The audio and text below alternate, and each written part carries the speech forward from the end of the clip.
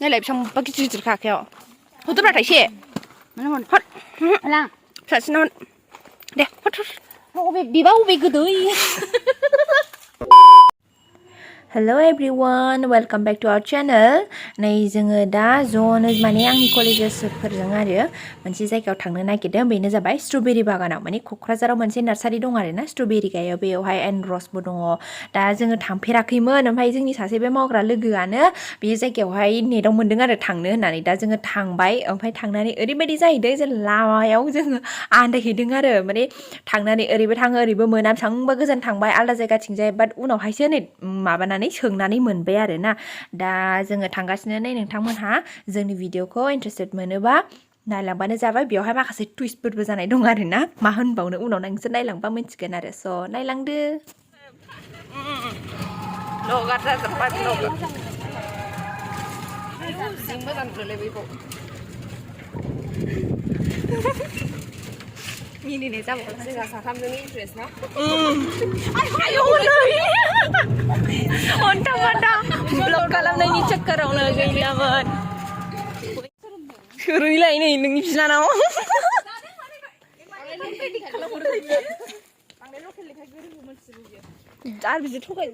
दा नै जोङो जायगायाव सफैनानै हाबनोसै आरो हाबनानैहाय ओमफ्राय बेयावहाय सासे आदा दंमोन आरो ना बे आदानाव जोङो माखासे डिटेल्सखौ सोंबाय ओमफ्राय सोंनानैहाय माने गोसोबा जोंबो खाजायो खानानै जेन'बा फ्रेस जुदि लांनो लुगैदोंबा ओमफ्राय जोङोथ' माखासे ओरैनो टेस्टबो खालामबाय आरो फ्रियाव मोननायनि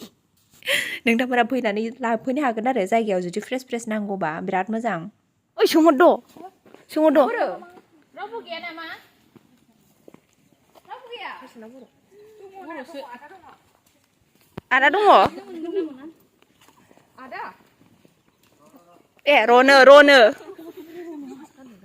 ओइ टमेट' फिसा गालिनि फेभरेट मा जाखो नोंथांमोनखौ ब्लगाव होबाय दे जेबो नंखाया दा जोंनि गेजेर आयौ माथो ब्लगार गोजाजोब नोंसोरबो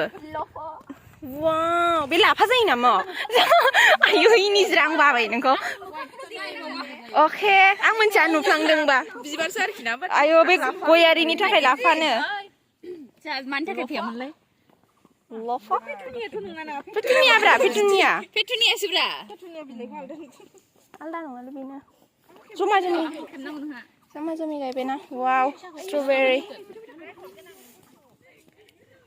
नै नायदो नोंथांमोन बिराद गोमोन दं आरोना बेयावहाय ओमफ्राय एसे माने गोथां थानाया एसे खैसिब जायो ओमफ्राय खिन्थु फुल गासिबो गोजा जाजोबनाया बिराद गोमोन गोदै एकदमबारे गोदै मोदोमलायो आरोना ओमफ्राय नै जानोसै थाइसे खानानै माने गावबा गाव खानो मोनो आरो गोसोबायदि ओंखायनो जोंहाबो खाबाय मोजांखौ नायनानै ओमफ्राय बे फिथाइया बैसागु जानाय टाइमसिम थायो जाहैदों जुदि नोंथांमोनहा एसे गोजानबाबो जेबो सिन्था दा खालाम आरोना फैनानै मोनफैखागोन बैसागुसिमनि गेजेराव फैबानो जाबाय नोंथांमोनहा जाय लांनो गोसो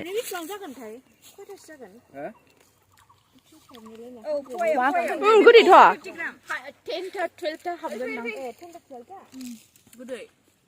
बिफांनिफ्राय खानानै जानाय मजायानो बेलेग ना आंखौ मोरैबा नुहुरबाय दां खेबदो दे गोरै खेबै फाथाल दे जानसै जादों आयौ मालाय जा मोजां नुदों ओइ जाखोगासिनो नांहराबो फट' खेबग्राया आंनिखौ आंनो बासिबाय मानो बिदि आंना फट' खेबलाय जोंखौहाय बिसोर दल' थाया मानसिफ्रा आरो बाय एसे गोजाननिफ्राय खेबनांगौमोन दां जानाय ओके दे थेंक इउ मासे किउट ओमफ्राय 10थासिम ना 100 नोंनि बेहाय फवासेयाव बोरो फिदिं बेयावहाय 100नि बेयाव 100 फवासे गोलैयो हो नायनानै खा जेसमिन barang blog होबाय निमाहा आइदि आं मोजांखौ खेबाथ' ओइ नैबे जा किउट गयारि नैबे नोंनि थाखाय दे आं बे नोंनि थाखाय एकदम नों बायदि किउटथार बियो ना नोंनो होनसै आं थेंक इउ मारै सुगो जानो बाट नों बायदि किउट ना नैबे आब'सो खेबदो रोंगोनदां रोंखायो इस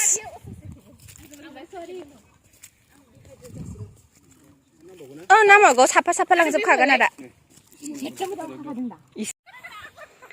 ओरै जाखो खालाय जालाय गैला मिसानाय खालाय जालाय हो वाव ओरै आरो आं थांगौ दे लालाय आखायाव आंना भिडिअ खेबै खेबै ना स्पेसआनो फुल जालायसै आयौ आं हालालै मिथिबाय औ खमायनो मोना बेनो 100नि जाखाबाय औ हा अके दा ज' खेबजागोन र' आं भिडिअल' खालामदों आदै हाला आंना दख'ना बिजोंसै बेसारा आयु गोलै जालायबाय आं खायासैनो बिराद मोजांलै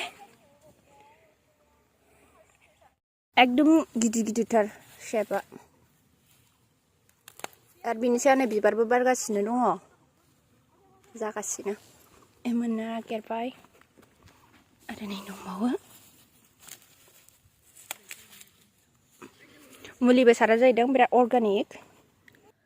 नोंथांमोनहा लकेसनखौ जुदि बाव फैनो लुगैदोंबा डिसक्रिपसन बक्सआव होनानै होगोन आङो जाय जाय फैनो गोसो बा जानो मोजां मोनो स्ट्रबेरिखौ नोंथांमोनहा फैनानै बा कन्टेक्ट खालामनानै फैनो हागोन जायगायावहाय बेयाव फन नाम्बार आरिबो गासिबो डिसक्रिपसन बक्सआव होनानै होगोन आङो बुरजा लानाया टेक्स होनांगौथ' मिथिबाय आं होगोन आङो 20 रुपिस बारा होना लांखादों आदा आं मानो होनबा खायै खायै बिदि फ्रेस फ्रेस मोनजानायखौ मोजां मोनो रावबो गैया आदा आंनो दा लकेसनखौ मोजाङै खोन्था दे आंनो लकेसनखौ मोजाङै खोन्था दा माने आङो ब्लगाव डिसक्रिपसन बक्सआव होनानै होनो सोरबा सोरबा माबा सोंहरो ना बिराद कमेन्टआव ओमफ्राय सोर सासेनो लिरहरनो जायो आं बेबायदिखौ ब्लगसो लालाजोबदों नोंसोर मिथिया नैबेयाव बिफांनि क्वालिटियाहाय नैबे आलदा जाहैदों ओमफ्राय नैबे लाइन मोनथामा बेलेगनो बेयावहाय मा जायो फिथाइया बारा थाया नामा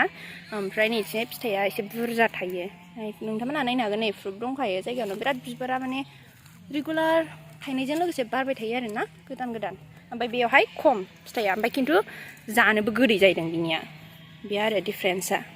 जुदि क्वालिटिनि खोथा बुंनो थाङोबा माने फिथाइया खम स्टिल गोथाव मोनोबा आजोबबाय नै आयौ नोंहा मोननै नामा आच्छा नों आंनिजों पे खालामखायो आंनि बे आगै इनो हरसै आं दा अनलाइन पे खालामखागोन बेनो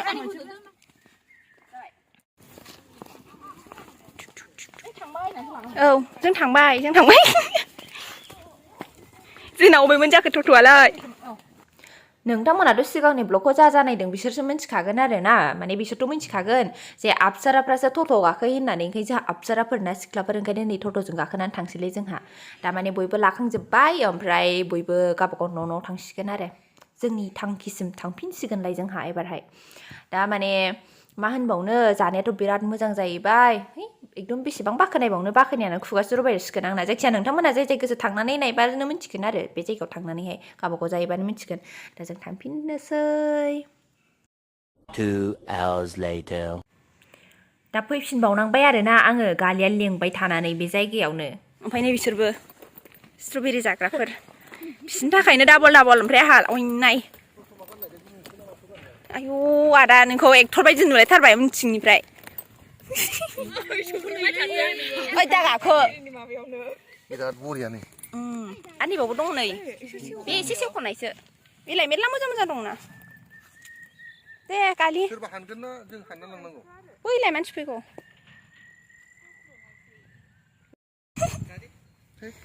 आदा लांनोमोन गेसावखौ जागोनलै गेसावखौ जागौमोन नामा दहाय खेबखांबाय आं नोंसोरखौलाय मा खेबबावनो आयु माथो मोदोमनाया गोदैखा बिराद गोथाव मोदोमखायो जिरायनानैनो जाखाबाय हो खाखानायखौ ओइ नोंसोर खानो ना खाखानायखौ लांनो ए मोदोमनाया आलदा मोदोमनाया आलदा नामा स्ट्रबेरी बागान आबरना मोनबेसे लांगोन नोङो थेमा मोननै हि बायदि स्ट्रबेरी जानानै फार्म देलायना फैलायलायबाय आङो बाय बायलायबावगोन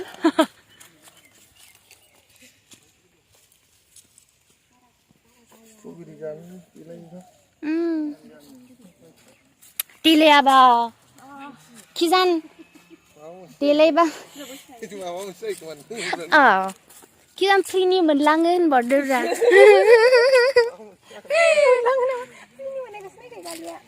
स्ट्रबेरी गोदाव स्ट्रबेरी आबरना देखा दं लामासो होलायलांबाय आंबो खायो र' आं भिडिअसो बानायदों थाद' गिजिता नामा गुदुं मानि जाजोब्बाय नै थादा जोनो थाद' आयौ गिदिर नै आंखौ जानाय नोंनि लोगो मोनदों आङो बबे मिथिलाय जानला मोनलाखा गालि नै एकदम लिदार नों बायदि आं बायदिखा जारेद स्ट्रबेरी आयौ मानसि लांफैयाबा खमादानि जालायलायो बेना आदानि जाया नालाय जाया दहाय सोबसांबाफोरा लांफैदोंनो बै माबानियानो नों बे फांबासो गायबानो मेरला जानो हायो माथो रोङा जे फुलि लांबाबो रोङा जोङो फोथांनो ओमफ्राय फेंखा थांला जोबदों रोङाखै फेंखाखौ हाथ'नांगौसोनो गाय सासे आदानाव सोंदोंमोन आं ओइसो सोंग्रा गाय सासे आदा दंमोन बेयावहाय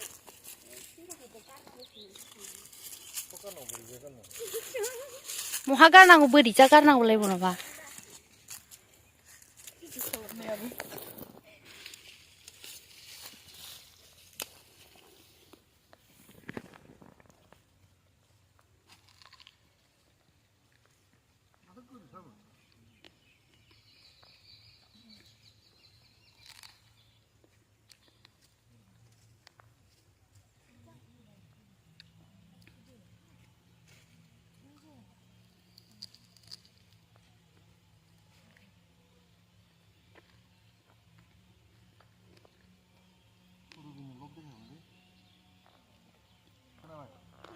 स्ट्रबेरी जाखोमादों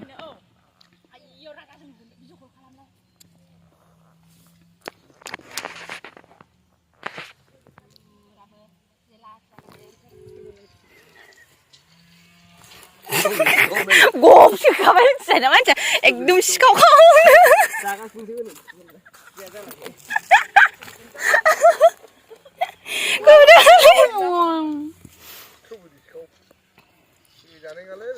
नङाबा माथो फैयो जानाय नङाथ' औ न' गायबा न' जानानै सेस जागोन बे आंना खुगाया फिसाखा आं एसेल' जानो रोंगौ उदैयाबो फिसाखा आंना गेटआवनो नायनानै नों थाथ' दे बेयावनो होननांगौ दालाय मानसिफोरखौ सोरखौबा रेस्ट्रिक्टेड माबाना दोनोना हाबनो मोना खौदागालि गैला सेस नोङो बदनाम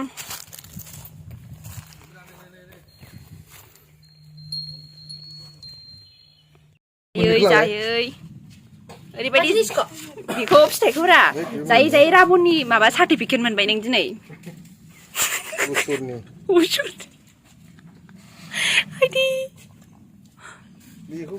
साबैसेसो लाइक हरगोन बेखौ फिसानो जाबावला ओमफ्राय मानसिया आं हालासो आखाइ थोंनैजों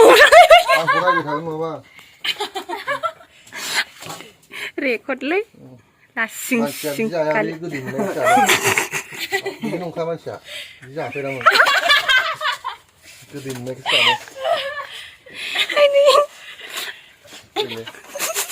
नैसो मोजाङानो थौबाव ओमफ्राय नोंहा बेखौ थिखोनांगौथ' बेखौ थिखोनांगौ नोंहा मागोनाय एफा बुरजा जायाखै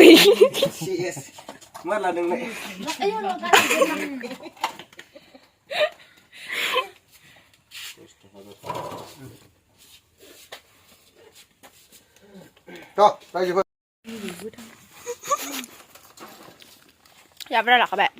10टा चलो चलो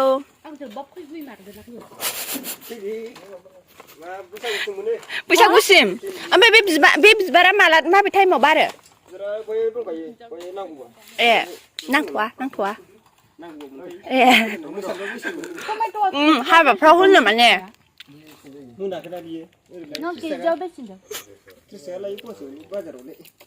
ओमफ्राय ओंखारगौ फैदो ना मोनबावोनि आसा थाबावखो नोंलाय नायलाय बेसेबांबा गिदिर गिदिर खाखायाव हरदोब्रा थाइसे हर फिसासिनाव दे हर बिबा अबे गोदै अख्लानानैसो हगोन आरो खावसे हाखावनानै नायलाय माबायदि मानसि आयै नायलाय माबायदि माने जादोंबो खावसे जादों खावसे लादों होननायसो मिथिबायना जोंना दिनै